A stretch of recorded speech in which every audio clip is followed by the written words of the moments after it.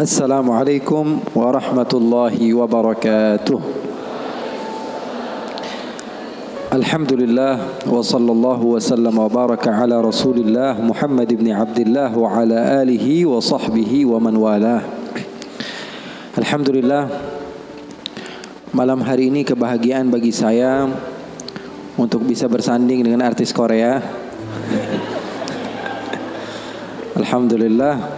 Mudah-mudahan Allah subhanahu wa ta'ala jadikan malam ini malam penuh dengan keberkahan, malam penuh dengan ilmu, malam penuh dengan amal, malam yang menjadikan kita semakin bertakwa kepada Allah subhanahu wa ta'ala.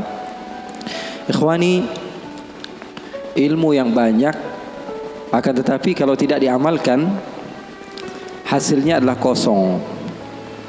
Ilmu yang banyak tapi amalnya tidak ada, hasilnya kosong.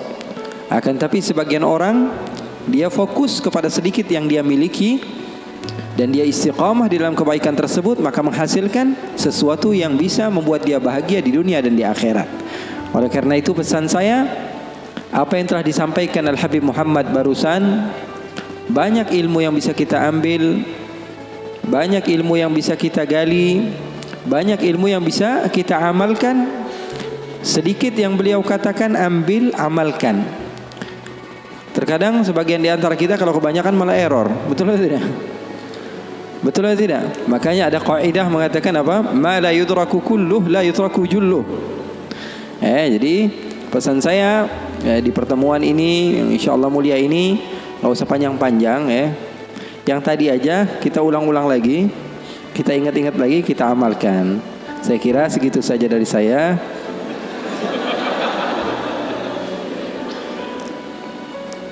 Ikhwani wa akhwati yang dimuliakan oleh Allah subhanahu wa ta'ala, saya untuk ketiga kalinya ke Semarang.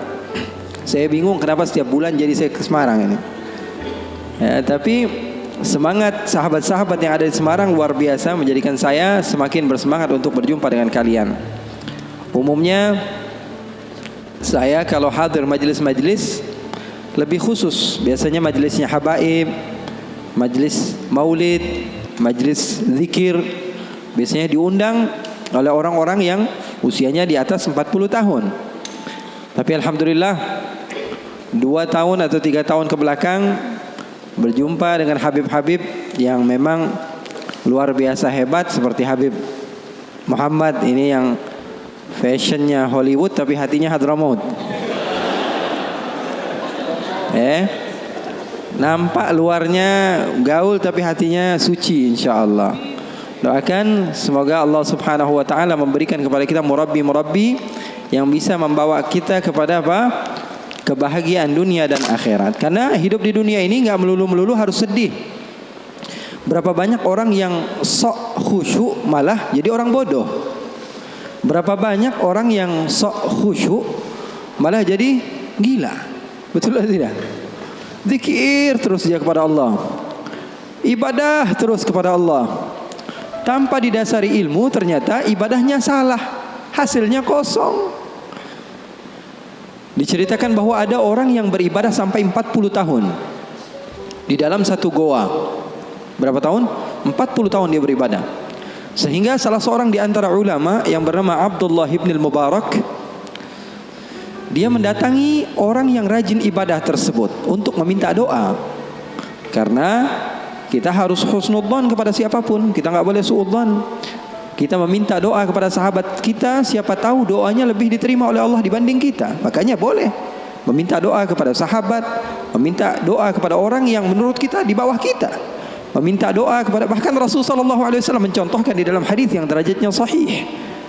Ketika Sayyidina Umar bin Khattab ingin pergi haji, apa kata Rasulullah? La tansana min du'aika ya ukhay. Ya wahai Umar, jangan lupa untuk mendoakan saya. Yang meminta doa siapa? Nabi besar Muhammad sallallahu alaihi wasallam. Kalau zaman sekarang orang bukan berlandaskan guru yang sampai bersambung ilmunya kepada Rasulullah, bersandar dia haddatsani Google, qala haddatsani YouTube, qala haddatsani Instagram, pengambilan riwayat ilmunya dari orang-orang yang enggak jelas. Dikit-dikit mengatakan, wah kok minta doa sama orang lain, minta sendiri aja. memangnya Allah hanya mendengar dari sahabat kamu, bukan dari diri kamu? Rasulullah contoh tauladan yang baik. Nabi Muhammad saja minta doa daripada sahabat-sahabatnya, daripada Sayyiduna Umar bin Khattab. Oleh karena itu, seseorang yang bernama Abdullah bin al-Mubarak, ini dukun apa, Beb? Kok ini asapnya ke saya terus? Apa sunnah, Beb? Nah, ini boleh kita bahas juga, Beb, ini, Beb. Jadi terkadang sebagian orang mengira sesuatu yang aneh, ya, dan dia tidak mengetahui hal tersebut, itu adalah hal yang salah. Ikhwani, sesuatu yang kamu tidak ketahui tidak mesti itu tidak ada. Paham atau tidak? Itu catat itu. Jadikan selalu di otak pikiran kita, segala sesuatu yang tidak kamu ketahui tidak mesti itu tidak ada. Karena terkadang batas otak pikiran kita hanya sebatas apa yang kita ketahui. Contohnya, saya punya sahabat ini pernah ke Kuala Lumpur sekali doang, padahal ke Kuala Lumpur, ke Malaysia, itu juga transit dia, ya. Dia mau umrah, dia transit sebentar ke Kuala Lumpur, keluar 2 jam, kemudian dia masuk lagi, lalu pergi ke Jeddah. Saya kalau pergi ke Malaysia, karena dulu saya banyak kajian di Malaysia, baru sekitar 3 atau 4 tahun saya tinggalkan Malaysia, saya lebih banyak di sini, ya. Di Indonesia baru sekitar 3 atau 4 tahun. Saya juga, ya, dikontrak beberapa channel di Malaysia juga. Jadi ceramahnya sudah biasa bahasa Upin Ipin lah, ya. Bahasa Upin Ipin. Jadi sekarang berubah sedikit demi sedikit. Makanya saya minta maaf kalau ada sebagian bahasa mungkin yang masih terkadang jatuh. Boleh lah, ya kan? Boleh kan? Boleh aja, ya. Ada sebagian bahasa mungkin sedikit jatuh, saya minta maaf. Kalau ada salah seorang di antara sahabat saya yang pernah ke Kuala Lumpur cuma 2 jam saja. Kalau saya pergi ke Malaysia, saya katakan saya ada kajian. Di mana? Di Melaka. Apa ucapan pertama yang dia ucapkan? Dia pasti akan bilang, Melaka itu jauh atau tidak dari Kuala Lumpur, ya Habib? Pasti itu yang dia katakan. Kenapa? Karena di otak dia tidak sampai ke Melaka. Bayangan yang ada di dalam pikirannya hanya apa? Hanya Kuala Lumpur. Begitu juga sahabat-sahabat mungkin yang pernah ke Jakarta. Kemana pernah? Oh, saya pernah ke Monas, Habib. Oke. Seumur hidup kamu ke Jakarta pernahnya ke Monas doang? Iya, Habib. Saya pernah ke Monas. Ketika saya mengatakan saya ada pengajian di mana, di Tanah Abang, jauh nggak kira-kira dari Monas? Itu pasti ucapan pertama dia. Kenapa? Karena otak dia hanya sebatas Monas. Saya bilang, wah, saya habis belanja nih di Condet, beli gamis. Kalau Condet berapa kilo kira-kira, Beb, ya, dari Monas? Pasti ucapan pertama kali apa? Sesuatu yang dia ketahui. Begitulah manusia.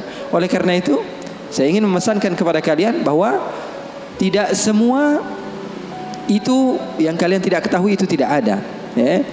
Seperti ini, Rasulullah SAW amatlah menyukai ini. Rasulullah SAW di rumahnya, karena wewangian seperti ini, ya, wewangian seperti ini disukai oleh malaikat. Wewangian seperti ini disukai oleh malaikat. Rasulullah SAW mengajarkan kepada kita untuk apa? Mengurusi, ya, kehidupan duniawi kita. Bahkan sahabat Rasulullah SAW bertanya ketika Rasulullah mengatakan, la yadkhulul jannata man kana fi qalbihi mithqala dzarratin min kibr. Kata Rasulullah, tidak akan masuk syurga orang yang di dalam hatinya ada sebiji zarrah daripada kesombongan. Maka sahabat bingung lalu mengatakan, innar rajula yuhibbu an yakuna na'lahu hasanan wa thawbahu hasanan. Ya Rasulullah, kami ini anak-anak yang, ya, kekinian lah ya Rasulullah. Pengen kalau pakai baju itu yang bagus, sendal yang bermerek. Sahabat begitu bilang sama Rasulullah, jujur. Maka Rasulullah SAW mengatakan, al-kibru batrul haq wa ghamtun nas. Kamu pakai baju yang bagus, penampilan yang bagus, itu bukan kesombongan, kata Rasulullah. Sombong itu apa? Sombong menurut definisi Rasulullah SAW adalah batrul haq. Dibilangin mana yang benar, dia nggak mau percaya. Wa ghamtun nas, dan ngomongin orang. Nggak pernah ngomongin diri sendiri. Yang dinilai selalu orang lain. Yang dinilai selalu orang lain. Jadi Rasulullah SAW sangat menganjurkan kepada sahabat-sahabatnya untuk senantiasa memakai wewangian. Bahkan kalau ada orang yang memiliki bau yang tidak bagus, masuk ke dalam masjid Rasulullah SAW, Rasulullah katakan, la yadkhulu masjidana hadha. Ada bau-bau bawang, kata Rasulullah SAW, jangan masuk ke masjid kami. Karena apa? Karena malaikat tidak suka kepada bau-bau yang seperti itu. Jadi nanti mungkin bakalan ada muhadarah khusus, nanti kita minta Habib Muhammad menjelaskan tentang bagaimana syama'il Rasul sallallahu alaihi wasallam, fizikal baginda Rasul sallallahu alaihi wasallam, kehidupan Rasul sallallahu alaihi wasallam secara duniawi di rumahnya, bagaimana ketika Rasul sallallahu alaihi wasallam memiliki wewangian. Rasulullah memiliki satu kotak, isinya apa? Macam-macam. Rasulullah bawa, kalau kita sekarang tas, di dalamnya isinya bermacam-macam. Rasulullah memiliki satu kotak, isinya apa? Sisir. Isinya apa? Isinya sisir. Rasulullah SAW menyisir. Isinya siwak. Isinya alat-alat kebersihan. Senantiasa dibawa oleh baginda Nabi Muhammad SAW. Sesuatu yang kita tidak ketahui itu tidak mesti tidak ada. Kitanya aja yang kurang piknik di dalam membaca. Gampang nyalahin orang lain. Rasulullah SAW bahkan di dalam riwayat, kalau Sayyiduna Uthman bin Affan datang mengetuk pintu, Assalamualaikum ya Rasulullah. Siapa di luar? Abu Bakar, masuk. Assalamualaikum ya Rasulullah. Siapa di luar? Umar, masuk. Kalau Sayyidina Uthman bin Affan yang masuk, kata Siti Aisyah, Assalamualaikum ya Rasulullah. Siapa di luar? Uthman. Uthman ya Rasulullah, kata Siti Aisyah. Suruh tunggu dulu di depan. Apa yang dilakukan oleh Rasulullah? Rasulullah masuk kamar, Rasulullah ambil sisir, Rasulullah ambil parfum, Rasulullah SAW pakai jubah yang terbaik yang Rasulullah SAW miliki. Lalu Rasulullah duduk dan mengatakan kepada Sayyidina Uthman, masuk kamu wahai Uthman. Siti Aisyah bingung. Ya Rasulullah, kok begini ya Rasulullah? Ayahku dibiasain aja, Sayyidina Umar dibiasain aja. Kok ketika Sayyidina Uthman masuk, kamu fashionnya berubah? Ada apa ya Rasulullah? Kata Rasulullah, Inna Uthman mustahi. Atau dalam riwayat yang lain, hayy, maluan. Sayyidina Uthman ini orangnya malu. Tastahi minhul malaikah. Bahkan malaikat saja malu sama Sayyidina Uthman bin Affan. Rasulullah SAW memperhatikan hal yang seperti itu. Enggak melulu orang yang soleh itu adalah orang yang berantakan, ya enggak. Karena orang yang berantakan justru dia fokus kepada dirinya sendiri, dia enggak mikirin orang lain. Kasihan kan, yang sholat di sampingnya pegangin hidung akhirnya. Enggak khusyuk gara-gara dia. Orang lain melihat agama Islam, agama yang kotor, menjijikkan, sehingga sebagian orang enggak mau masuk Islam. Kan dicontoh jadinya. Sayyidina Umar, Sayyidina Abu Bakar As-Siddiq didatangi seorang sahabat yang bernama Hanzalah. Kemudian Hanzalah tersebut menangis, datang ke Sayyidina Abu Bakar. Wahai Abu Bakar, wahai Abu Bakar, nafaqa Hanzalah. Hanzalah sudah munafik wahai Abu Bakar. Kenapa wahai Hanzalah? Kata Sayyidina Abu Bakar, aku sudah mendatangi beberapa sahabat, akan tapi aku yakin kau adalah sahabat terdekat Rasulullah. Saya mau curhat sama kamu wahai Abu Bakar. Kenapa kamu katakan kepada saya Hanzalah sudah menjadi orang yang munafik wahai Abu Bakar? Apa ceritanya? Kata Sayyidina Abu Bakar, saya ini, kata Hanzalah, kalau lagi duduk sama Rasulullah, ikut kajian Rasulullah, majlis bersama Rasulullah, hati saya ini tentram, tenang sekali. Rasanya pengen banget jadi hamba yang soleh. Keluar dari majlis pengen menjadi hamba yang dekat dengan Allah. Tapi kalau sudah kumpul sama teman-teman, lupa semua itu. Kalau sudah megang handphone, serasa saya ini bukan hamba yang seperti yang saya inginkan tadi. Kalau saya sudah duduk di kafe sama sahabat-sahabat saya, seakan-akan saya ini bukan anak majelis lagi. Saya ini munafik. Kata Sayyidina Abu Bakar. Sayyidina Abu Bakar ngejawabnya apa? Dengan tangisan juga. Kalau begitu Abu Bakar juga munafik. Abu Bakar juga sama wahai Hanzalah, kata Sayyidina Abu Bakar. Kalau lagi di dekat Rasulullah rasanya pengen banget jadi hamba yang soleh. Kalau lagi di dekat Rasulullah SAW pengen menjadi hamba yang dekat dengan Allah. Tapi kalau sudah keluar, Abu Bakar juga begitu. Sayyidina Abu Bakar, apalagi kita. Terkadang kita dalam majelis saja otaknya di tempat lain. Maka kedua-duanya enggak berani memutuskan hukum. Datang ke Rasulullah dan Rasulullah memberikan jalan keluar. Kata Rasulullah SAW, sa'ah bisa'ah, kata Rasulullah. Wahai Abu Bakar, bolehlah kamu berikan kepada jiwa kamu, raga kamu, pikiran kamu untuk dunia sebentar, untuk berbahagia. Agama Islam itu tidak mengekang kalian hanya untuk apa? Solat saja. Karena kalau di dalam Islam hanya solat saja, tentu orang yang solatnya lebih banyak, lebih mulia dibanding orang yang solatnya lebih sedikit. Saya akan katakan orang yang solat isya'nya 8 rakaat tentu lebih hebat dari orang yang solat isya'nya 4 rakaat. Betul atau tidak? Tapi agama Islam bukan dilihat daripada banyaknya. Tapi agama Islam dilihat daripada seseorang ikut akan perintah Allah dan menjauhi larangan-larangan Allah Subhanahu wa ta'ala. Agama Islam agama yang mudah. Mungkin saya pernah ceritakan kepada kalian, ada sahabat Nabi namanya Nuaiman. Siapa namanya? Nuaiman. Pernah atau tidak? Ada sebagian sahabat-sahabat mungkin pernah mendengar. Sahabat Nabi Nuaiman ini orangnya lucu. Nabi Muhammad SAW kalau sudah melihat wajahnya Nuaiman pasti tertawa. Didatangi beberapa sahabat, Rasulullah SAW melihat wajah Nuaiman, Rasulullah tersenyum. Jadi sahabat senang. Terkadang sahabat memaksa, Nuaiman datangi majlisnya Rasulullah supaya Rasulullah tersenyum. Hidup Rasulullah SAW enggak melulu khusyuk begitu, enggak. Rasulullah sering tertawa, tersenyum. Bahkan ketika Rasulullah SAW pernah suatu saat Rasulullah sedang menyendiri, keluar dari rumahnya, duduk sendirian. Datang Sayyidina Abu Bakar. Assalamualaikum ya Rasulullah. Di depan ada seseorang hamba sahaya Rasulullah namanya Anjashah Al-Abdul Aswad. Hamba sahaya Rasulullah, orang hitam. Kalau Rasulullah SAW lagi nggak di rumah, biasanya dia yang jagain Rasulullah.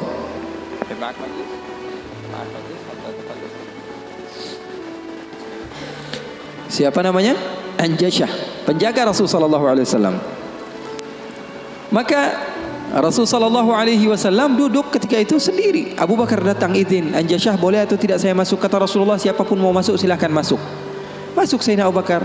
Sayyidina Abu Bakar ini nggak kuat. 1 jam saja pisah dari Rasulullah, dia pasti kacau hidupnya.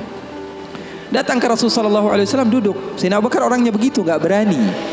Ini paham bahasa Indonesia nggak nih? Paham ya? Saya kira karena sebagian orang, saya pernah ceramah di satu tempat di Banten, di pedalaman dusun. Saya ngomong bahasa Indonesia, saya kira paham semua orang. Pas selesai kajian sekitar 1,5 jam saya ngomong, tahu-taunya nggak ada yang paham bahasa Indonesia. Rasanya pengen apa itu? Paham bahasa Indonesia, paham ya? Paham. Maka Sayyidina Abu Bakar masuk ke rumah Rasul, ke tempat Rasulullah SAW. Ketika itu sedang duduk, Rasulullah diam. Sayyidina Abu Bakar orangnya ini nggak berani memulai omongan, berbeda dengan sahabat yang lain. Melihat Rasulullah dia diam saja.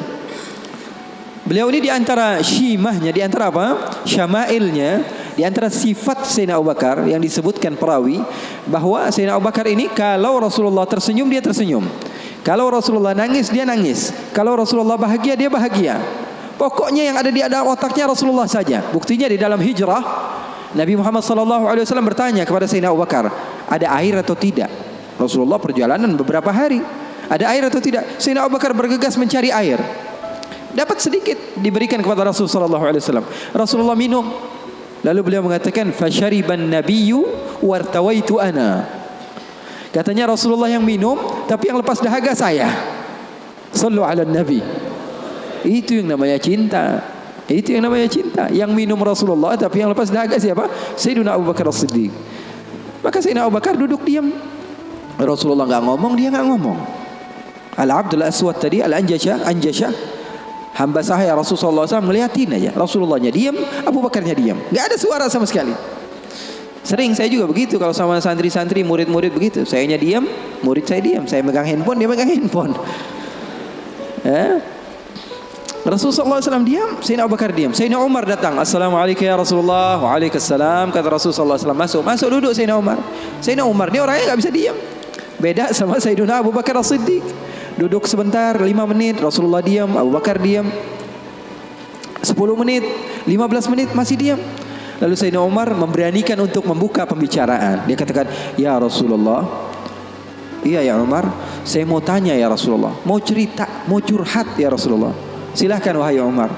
Saya punya istri di rumah ya Rasulullah. Ceritanya istri, udah dikasih uang belanja masih kurang aja. Sudah dicukupi keperluannya masih saja marah-marah. Nah, itu orang yang udah punya istri ya, nggak punya istri kesian deh lo. Jangan senyum-senyum ya, semuanya yang ngerasa. Sayyidina Umar bin Khattab dia mengatakan apa? Ya Rasulullah, saya punya istri di rumah ya Rasulullah. Sudah saya kasih uang masih kekurangan saja ya Rasulullah. Sudah saya cukupi keperluannya masih saja ya Rasulullah. Cerita panjang lebar tentang istrinya kepada Rasulullah SAW. Serius ini Sayyidina Umar. Rasulullah ketika mendengar Sayyidina Umar mengatakan hal yang sedemikian rupa, Rasulullah tertawa. Rasulullah tertawa. Yang tadinya Rasulullah SAW sedang bersedih, sedang sumpah, sedang boring. Rasulullah SAW tertawa. Sayyidina Abu Bakar tertawa juga. Sayyidina Abu Bakar tertawa, Rasulullah tertawa. Sayyidina Umar bingung. Saya lagi cerita sedih kok malah ketawa semua. Ya Abu Bakar, kalau kamu tertawa saya tahu karena Rasulullah tertawa. Rasulullah tidak tertawa kecuali engkau tertawa. Lalu engkau ya Rasulullah, kenapa kok tertawa ya Rasul? Kata Rasulullah apa? Saya ini dari tadi menyendiri di sini gara-gara sumpek. Kenapa? Wahai Umar, sama seperti kalian. Sebabnya siapa? 2 anak kalian, kata Rasulullah SAW. Faham atau tidak? Sayyidina Umar cerita panjang lebar tentang istrinya. Kata Rasulullah SAW, saya juga datang ke sini menyendiri, lari dari rumah. Karena apa? Karena ulah anak 2 kalian. Karena Rasulullah SAW memiliki istri Sayyidatuna Aisyah dan Sayyidatuna Hafsah, putri Sayyidina Umar. Jadi begitu. Yang namanya suami sekelas Rasulullah SAW saja digituin, apalagi ente. apalagi kita sekelas Rasulullah SAW saja mendapatkan cobaan dari Allah Subhanahu wa taala begitu. Ini sebagian sahabat akhwat bilang sama saya, Habib, saya ini gak bakalan bisa jadi hamba yang solehah. Kenapa? Saya dulu sering ikut kajian Habib, tapi setelah saya menikah, saya dikekang oleh suami saya Habib. Susah mau ngapa-ngapain. Dia sholatnya malas, ibadahnya malas, zikirnya malas. Kalau saya gak jadi solehah, yang tanggung jawab kan suami saya Habib ya. Saya katakan kepadanya, itu kejadian benar. Iya betul ya Habib, dia bilang. Suami saya itu tidak mendidik ya Habib. Bagaimana? Saya bilang, ada seseorang yang mulia yang solehah bernama Siti Asia. Tahu Siti Asia? Tahu Siti Asia? Itu mulia dan dimuliakan Al-Quran, dimuliakan Rasulullah. Bahkan beliau termasuk wanita terbaik menurut agama Islam. Kamu tahu siapa suaminya? Fir'aun. Saya bilang, suami kamu gak Fir'aun amat. Betul atau tidak? Suami kamu gak Fir'aun amat. Kamu masih bisa untuk menjadi orang seperti Siti Asia. Jadi intinya apa? Intinya di dalam kekeluargaan itu kita saling melengkapi. Pasti bakalan ada musibah, pasti bakalan ada cobaan. Nabi Muhammad SAW saja dalam riwayat bersama Sayyidatuna Aisyah, Sayyidatuna Aisyah pernah cemburu sama Rasulullah SAW. Waktu itu Sayyidatuna Aisyah sedang belajar masak. Setelah masak Siti Aisyah, Rasulullah SAW disiapkan di hadapan Rasulullah beberapa roti begitu ya. Ada maroknya, ada kuahnya. Siti Aisyah sedang masak. Setelah masak, Sayyidatuna Aisyah sedang serius-seriusnya masak ini. Umurnya ketika itu sekitar 14 atau 15 tahun. Baru gede, lagi semangat-semangatnya membahagiakan suaminya. Karena Siti Aisyah, Rasulullah wafat usianya baru 18 tahun. Sementara putri Rasulullah Siti Fatimah usianya berapa? 30 tahun. Masak Sayyidatuna Aisyah. Ketika sedang masak, ada yang mengetuk pintu rumah Rasulullah. Assalamualaikum ya Rasulullah. Ternyata jariyah, hamba sahaya, perempuan yang membawa apa? Membawa lauk, membawa kuah, yang membawa marok. Kata Rasulullah, siapa di luar? Saya hamba sahayanya Ummu Salamah. Ya, Rasulullah punya istri juga namanya Ummu Salamah. Rasulullah punya istri itu memiliki kelebihan masing-masing. Ummu Salamah itu terkenal pintar masaknya. Jadi bawa lauk untuk Rasulullah SAW yang ketika itu di dalam rumahnya Siti Aisyah yang sedang belajar masak. Ini gimana caranya saya supaya apa? Membahagiakan suami saya. Lagi asik-asik masak, tiba-tiba ada makanan yang enak datang. Kira-kira Rasulullah makan yang mana? Kira-kira Rasulullah makan yang mana? Ini kesukaan Rasulullah, favorit Rasulullah. Datang dari rumah seorang istri Rasulullah. Siti Aisyah yang sedang masak tiba-tiba datang ke tempat hamba sahaya tersebut, mengatakan, ini datang dari mana? Dari Ummu Salamah. Apa yang dibawa? Marok untuk Rasulullah SAW, kuah daripada masakan Ummu Salamah, kesukaan Rasulullah. Wahai Aisyah, apa kata Siti Aisyah? Kamu bawa pulang nggak? Kalau nggak saya pecahin piringnya.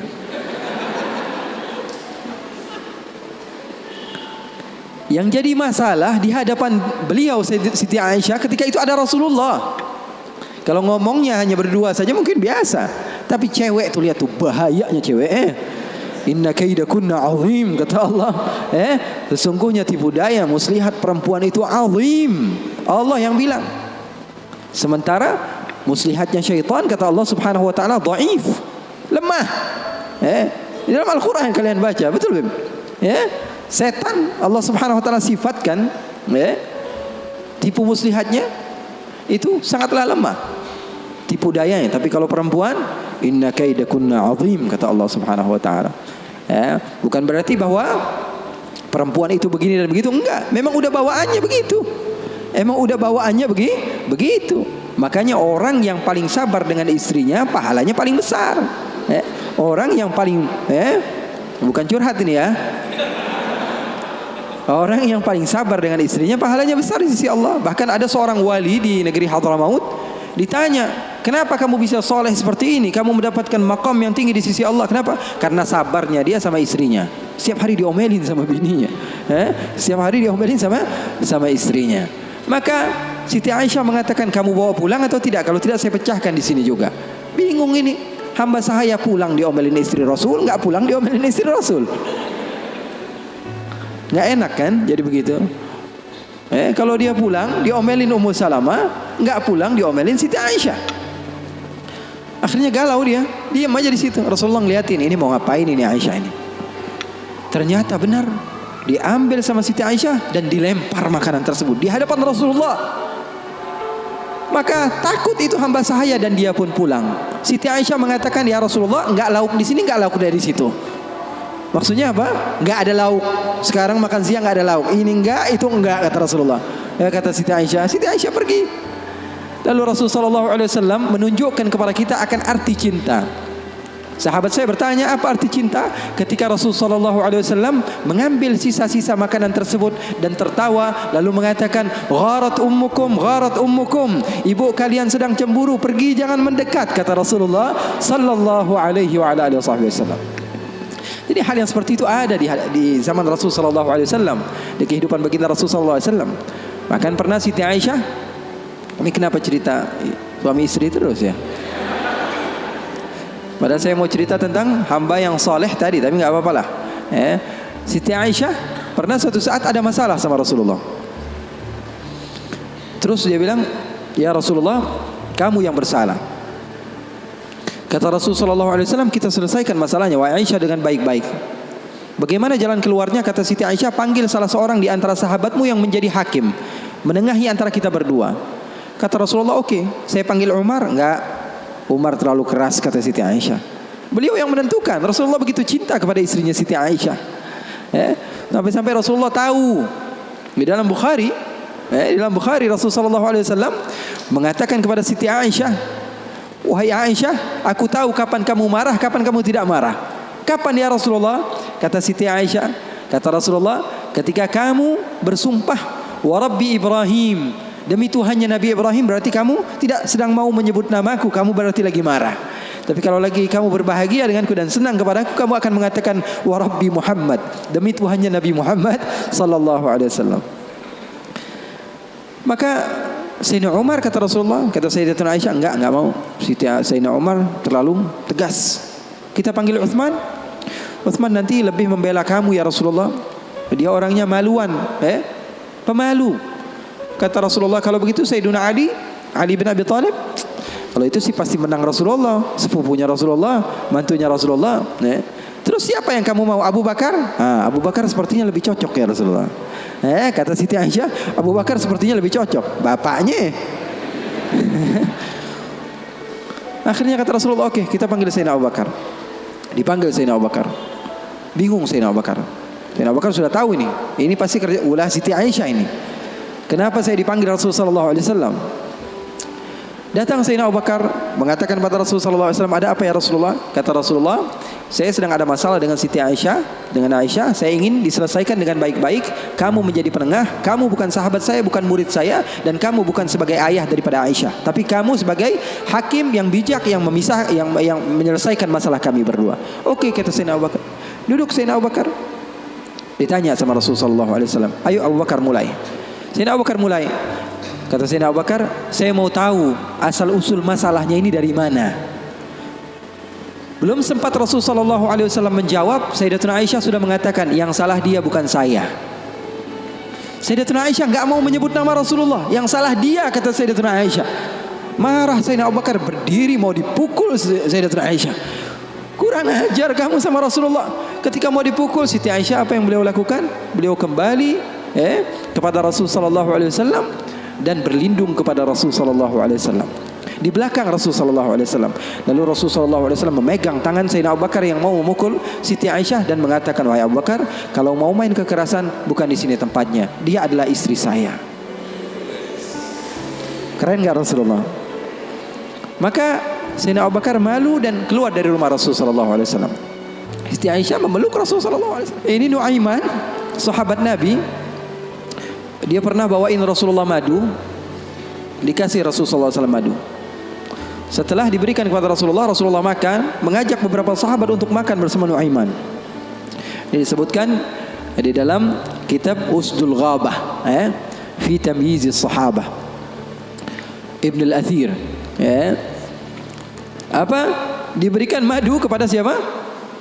Kepada Rasulullah SAW. Rasulullah ambil madunya, diberikan kepada sahabat-sahabat Rasulullah SAW. Setelah dimakan oleh Rasulullah SAW, tiba-tiba Nuaiman datang bersama seorang pria. Lalu Rasulullah bertanya kepada Nuaiman, siapa dia? Kata Nuaiman, ini penjual madunya ya Rasulullah. Maksud kamu? Saya tadi niatnya mau beliin Rasulullah tapi nggak ada uangnya. Maksudnya Rasulullah yang bayar. Rasulullah sudah habiskan madunya dan Rasulullah SAW disuruh bayar sama Nuaiman. Lalu Rasulullah SAW bertanya kepada Nuaiman, Nuaiman kamu berani sekali sama saya, kata Rasulullah. Oh kamu berani sekali? Apa kata Nuaiman? Saya jujur ya Rasulullah, saya nggak pernah melihat ada satu baju baru yang datang di kota Madinah atau makanan baru kecuali saya berharap saya adalah orang yang pertama menunjukkannya kepadamu dan memberikannya kepadamu ya Rasulullah. Wah bagus itu. Masalahnya cuma satu ya Rasulullah, nggak punya fulus, nggak punya uang ya Rasulullah. Masalahnya saya cuma, nah, begitulah Nuaiman. Kisah hidupnya luar biasa, membuat Rasulullah SAW bahagia. Orang yang seperti itu, kalau kita yang jadi seperti itu, mungkin kita adalah orang yang pertama kali masuk neraka. Kurang ajar sama Rasulullah. Tapi terkadang ada sebagian orang yang melakukan keburukan, tapi kalau dicintai oleh Allah, keburukannya menjadi kebaikan. Orang, kalau kamu cinta kepadanya, apapun yang dia lakukan, keburukan sekalipun, di mata kamu dia melakukan hal yang indah. Itu rasio loh.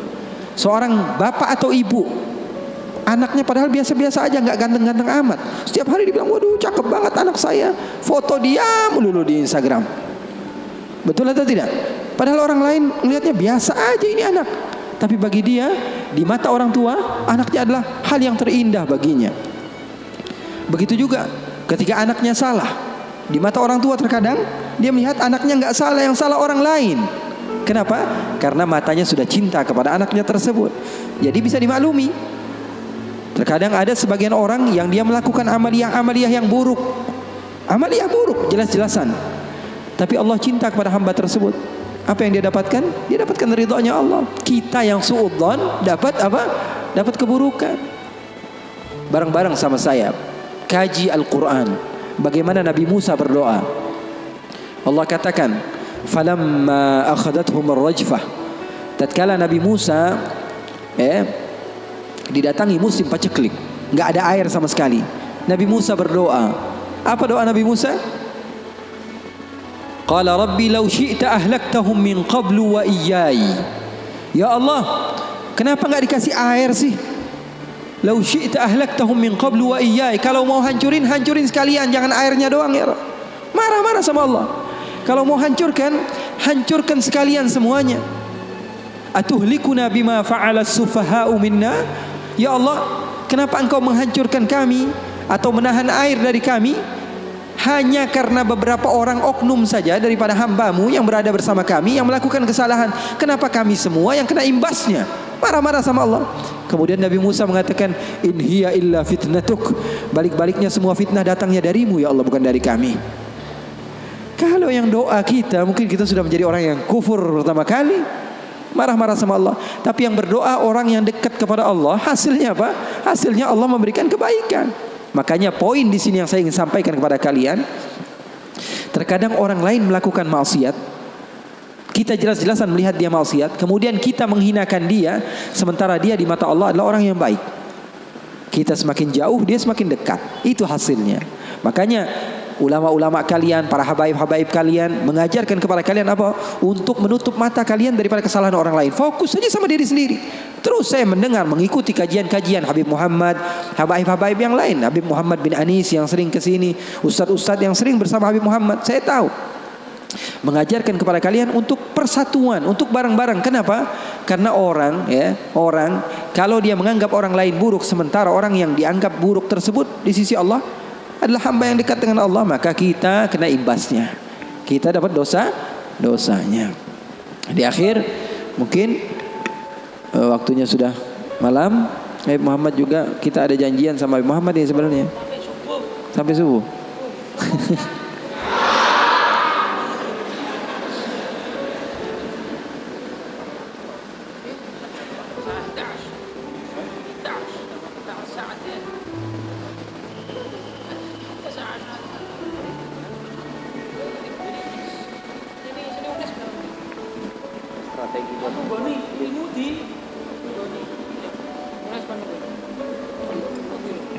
Itu strategi sebenarnya biar bisa minum kopi.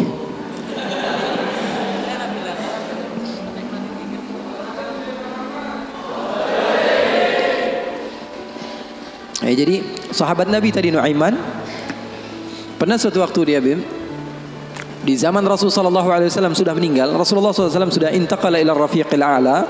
Bahasa meninggal sepertinya kurang pas buat Rasulullah SAW.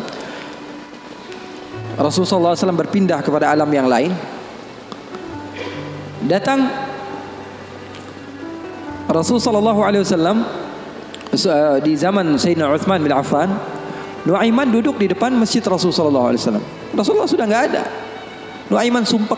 Biasanya Rasulullah SAW dimainin sama dia. Ini duduk di masjidnya Rasulullah SAW.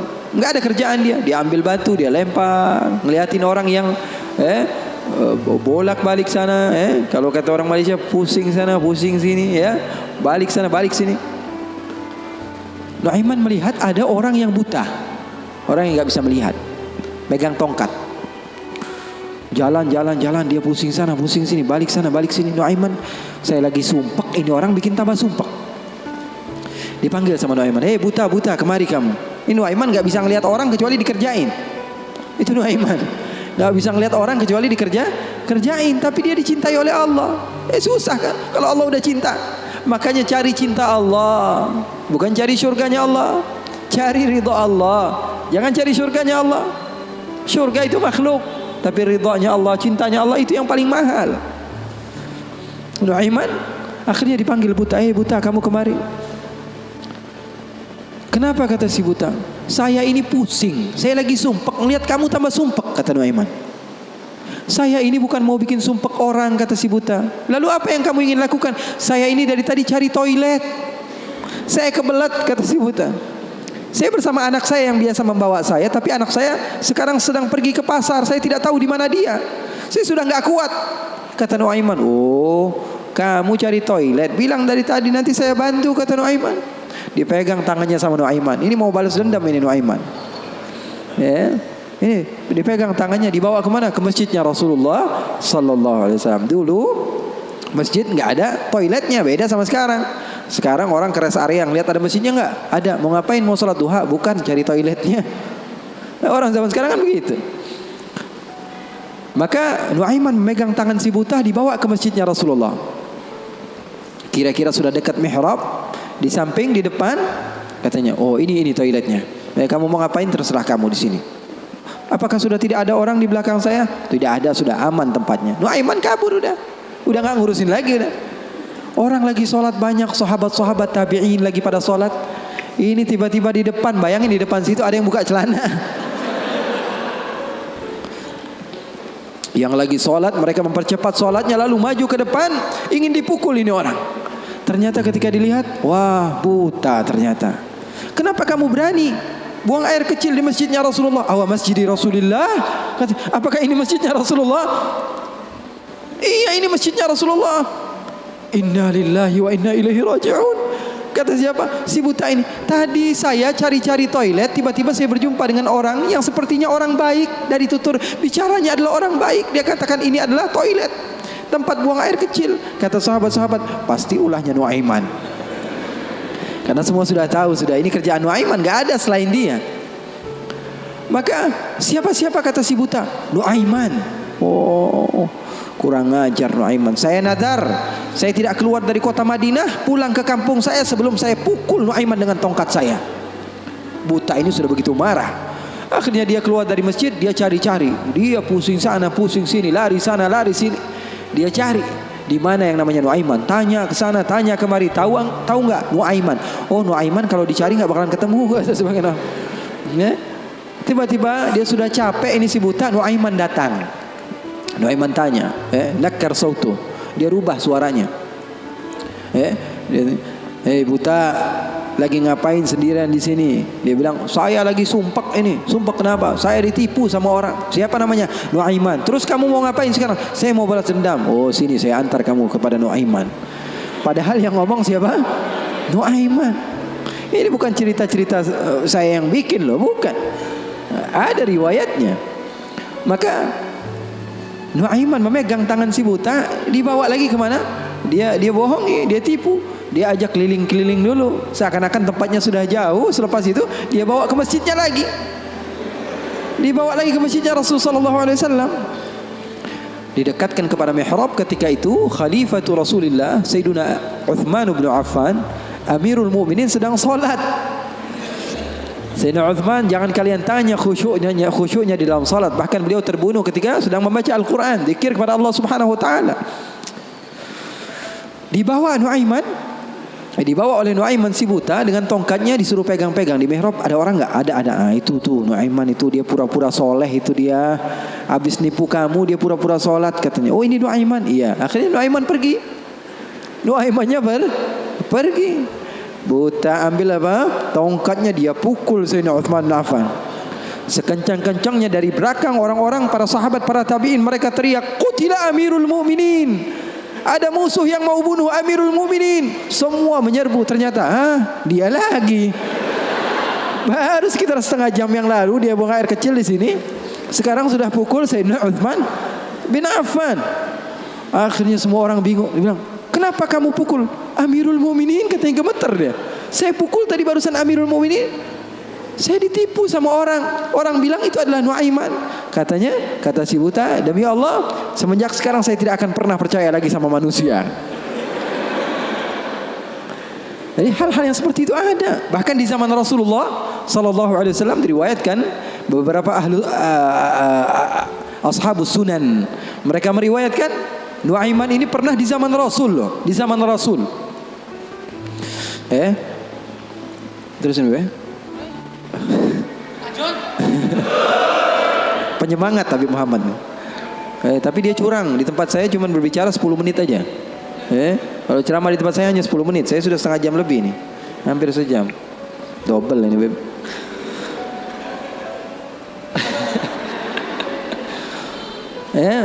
Nuaiman di zaman Rasulullah SAW, Sayyidina Abu Bakar ini banyak rihlah, banyak pergi kemana-mana, pergi ke Syam untuk berdagang, berbisnis. Suatu saat Sayyidina Abu Bakar datang ke Rasulullah mengatakan, ya Rasulullah, saya mau izin. Izin apa wahai Abu Bakar? Saya mau ajak Nuaiman ini ikut saya berbisnis ke negeri Syam, ke luar negeri ini, bikin paspor Nuaiman. Keren, ke daerah lain, ke Syam.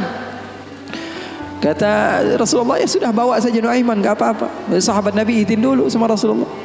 Dibawa Nuaiman. Dibawa Nuaiman bersama beberapa orang yang ikut. Biasa Sayyidina Abu Bakar kalau berbisnis, berdagang ke negeri Syam, dia bawa rombongan yang banyak. Di antaranya tadi Nuaiman.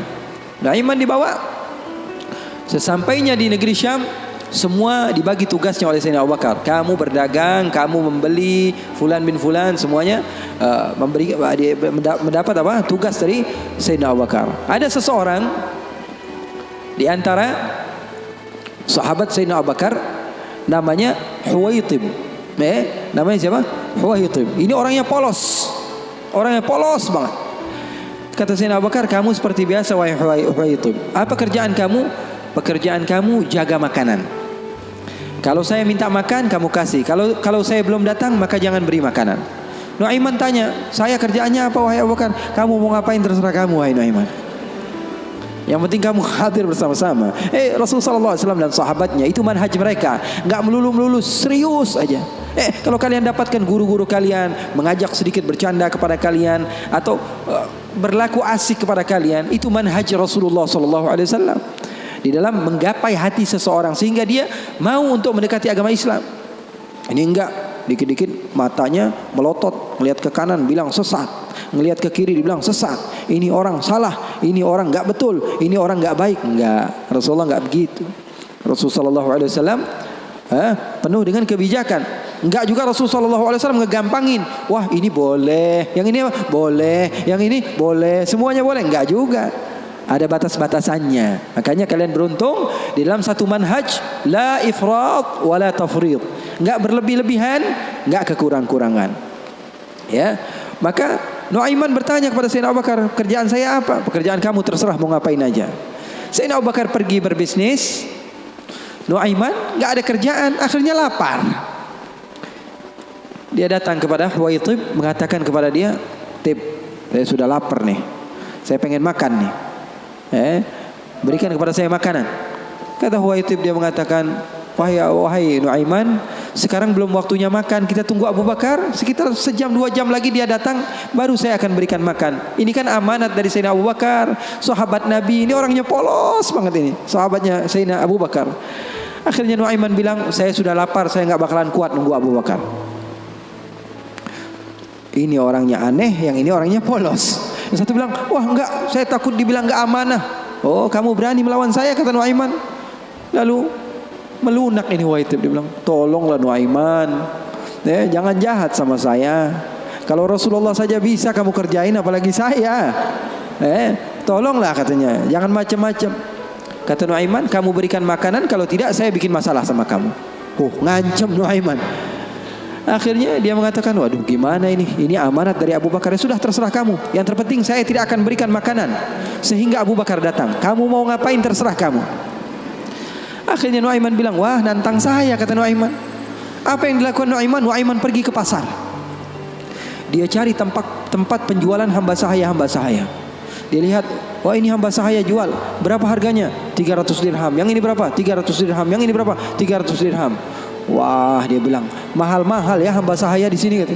Loh, memangnya kenapa? Saya punya hamba sahaya, saya mau jual 100 dirham saja, kata. Apa kata Nuaiman? Saya punya hamba sahaya, saya mau jual 100 dirham saja. Wah, murah sekali hamba sahaya kamu. Iya, cuma dia punya kekurangan. Kekurangannya apa? Kalau kalian tangkap, dia bakalan bilang, saya bukan hamba sahaya, saya orang bebas.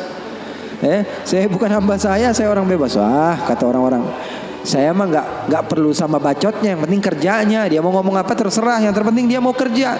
Oh, kalau begitu, deal. Saya jual hamba sahaya saya, dapat uang 100 dirham nih, uang yang banyak. Kemudian didatangi Huwaitib, kemudian dikatakan, wah itu tuh hamba sahaya saya. Ditangkaplah Huwaitib. Teriak-teriak dia, saya bukan hamba sahaya, saya orang merdeka. Kata yang beli, kami udah tahu ini kekurangan kamu. Nuaiman tuh cerdasnya, pinter otaknya. Akhirnya dibawalah ini orang ke pasar dan dijual di pasar. Itu sahabat Nabi padahal dimainkan sama Nuaiman. Nuaiman ambil uangnya, dia beli makanan, beli baju, belanja dia, shopping akhirnya. Dia beli peralatan segala macam, dia pulang akhirnya. Sayyidina Abu Bakar tanya, mana ini Huwaitib, katanya. Mana kok nggak ngasih makanan sama sekali? Di mana dia pergi? Kata Nuaiman, udah aneh jual. Jujur lagi dia, udah. Di mana ente jual? Salah sendiri katanya. Saya minta makan nggak dikasih makan, akhirnya aneh jual. Ketawa Sayyidina Abu Bakar. Di mana kamu jual? Ayo kita pergi ke dia. Dicari di pasar, ternyata Huwaitib masih berada di satu tempat, di situ dia dijual. Untung belum dibeli orang itu. Berapa kalau udah dibeli orang lain kan? Sayyidina Abu Bakar bilang, ini berapa harganya? 300 dirham. Dibayar sama Sayyidina Abu Bakar langsung. Dibayar sama Sayyidina Abu Bakar. Akhirnya dibawa pulang ke kota Madinah. Sayyidina Abu Bakar menceritakannya kepada Rasulullah SAW. Rasulullah tertawa sejadi-jadinya, katanya, hatta badat nawajiduhu. Sampai katanya gigi geraham Rasulullah kelihatan, katanya. Saking Rasulullah tertawa sejadi-jadinya ketika mendengar kisah antara Nuaiman tersebut. Katanya halal haul. Kata perawinya, sampai 1 tahun berlalu, kisah Rasulullah pasti tetap tentang Nuaiman ngejual sahabatnya yang lain. Rasulullah SAW hidupnya asik. Rasulullah SAW hidupnya seru. Oleh karena itu, yang terpenting apa? Ilmu walaupun sedikit tapi amal. Ilmu walaupun sedikit tapi amal. Oke, nggak apa-apa, asik-asikan di dalam kehidupan dunia kita, nggak apa-apa. Yang terpenting apa? Berlandaskan ilmu. Amal itu berlandaskan ilmu. Abdullah bin Mubarak tadi, dia datang ke goa, berjumpa dengan seseorang yang sudah beribadah selama 40 tahun. Abdullah bin Mubarak bilang, wahai Syekh, doakan saya, kamu adalah orang yang soleh, orang yang dekat dengan Allah, doakan supaya saya dekat kepada Allah Subhanahu wa taala. Katanya, iya, baiklah, saya akan doakan kamu. Ini kata orang yang rajin ibadah tadi, 40 tahun dia beribadah. Didoakan oleh dia. Kemudian Abdullah bin Mubarak, ringkas cerita, izin pulang. Ketika pulang, Abdullah bin Mubarak melihat keanehan. Ini kok hamba Allah dia pakai gelang. Bukan pakai gelang, pakai kalung. Ini kok dia pakai kalung? Ketika diperhatikan sepertinya ada sesuatu di kalungnya. Ketika didekati ternyata apa? Dia pakai bangkai tikus. Jadi di sini dia pakai kalung, di bawahnya ada bangkai tikus. Na'udzubillah min dzalik. Ditanya sama Abdullah bin Mubarak, itu yang kamu pakai apa? Oh, ini ceritanya sudah lama katanya. Bagaimana ceritanya? 40 tahun yang lalu, ketika saya pertama kali datang ke tempat ini untuk beribadah hijrah kepada Allah, saya mau hijrah nih. Saya tinggalkan kehidupan saya yang lalu. Saya duduk di tempat ini, saya beribadah. Saya rapikan tempat ini karena saya tahu tempat ini tempat makan saya, tempat tidur saya, tempat sholat saya. Ketika saya sedang merapikan, ternyata ada tikus. Akhirnya saya bunuh. Takut saya diganggu oleh tikus tersebut. Setelah saya bunuh, saya berpikir, saya beristikharah. Dia bilang istikharah lagi. Dia bilang, saya pikir saya datang ke tempat ini untuk beribadah kepada Allah, tapi kenapa saya mengganggu hambanya Allah? Maka setelah itu saya bernadar, saya tidak akan sholat kecuali membawa dia. Dia bilang, saya tidak akan sholat kecuali membawa dia. Bingung Abdullah bin Mubarak, kamu tidak tahu bahwa bangkai ini adalah sesuatu yang najis? Sholat kamu bisa menjadi tidak sah. Jangankan ibadah sunnah kamu, ibadah wajib kamu saja perlu diqadha. Ibadah wajib kamu saja tidak sah. Bukan menjadi hamba Allah yang banyak ibadahnya, malah dia banyak dosanya dan memiliki tanggung jawab di sisi Allah. Kenapa? Alasannya karena nggak punya ilmu. Mau banyak-banyak hasil tapi ilmu nggak ada. Itu namanya PA. Tahu nggak? Mau banyak hasil tapi ilmunya nggak ada. Banyak kerjanya tapi bukan berlandaskan ilmu, maka hasilnya juga kosong. Oleh karena itu pesan saya, kalau kumpul-kumpul sama habaib, sama ustadz-ustadz, sama siapapun orang-orang yang memiliki ilmu, ambil walaupun sedikit daripada ilmunya, amalkan itu saja dulu. Nanti jangan terlalu banyak, pengennya begini, pengennya begitu, pengennya langsung jadi wali, jangan. Mencontoh gurunya ketika gurunya sudah jadi, itu kesalahan besar. Tuh catat. Mencontoh guru ketika guru sudah jadi, itu kesalahan besar. Mencontoh guru itu ketika dia belajar, ketika dia berusaha. Nggak ada orang yang alim, orang yang sukses kecuali dulunya dia susah. Ini mau nyontoh yang udah kerennya doang. Gaya berjalannya, pengen mobilnya sama, handphonenya sama, semuanya pengen sama, penampilannya pengen sama. Nanti dulu. Kalau kamu di masa hijrah, kamu contoh ketika guru kamu sedang berusaha, dan insya Allah itu manfaat bagi kita semua. Waktu kita masih ada beberapa menit, insya Allah untuk doa, untuk Habib Muhammad doa.